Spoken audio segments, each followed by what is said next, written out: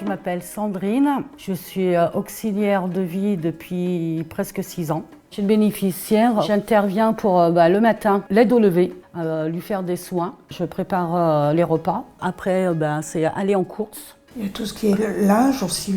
Oui, l'entretien du logement. Une bonne formation dans mon métier, ça nous apprend les pathologies qu'on peut rencontrer et des handicaps. Puis on va dire le matériel qu'on doit utiliser pour déplacer ou manipuler les bénéficiaires. Ça fait 7 ans que j'ai des auxiliaires de vie. Parmi les auxiliaires que j'ai eus, certaines n'étaient pas formées et d'autres l'étaient. Donc on voit quand même la différence. On voit la différence au niveau des soins et au niveau justement des échanges qu'on n'a pas forcément parce qu'elles n'anticipent pas. Que des gens formés arrivent à anticiper les choses. Par exemple, pour me mettre dans le fauteuil, pour me positionner correctement.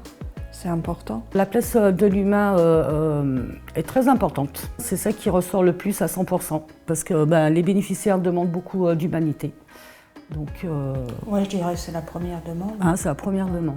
Mais ça reste que du professionnel. Je ne peux pas la traiter comme un membre de ma famille.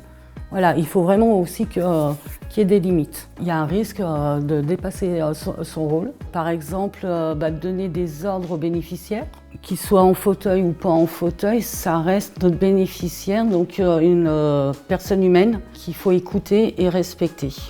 Donc même si on va au-delà du professionnel, il ne faut jamais franchir cette barrière. C'est un métier qui apporte beaucoup de choses au quotidien. Ma journée que je gagne, c'est le petit merci que j'ai en fin de journée. Un conseil, beaucoup de patience.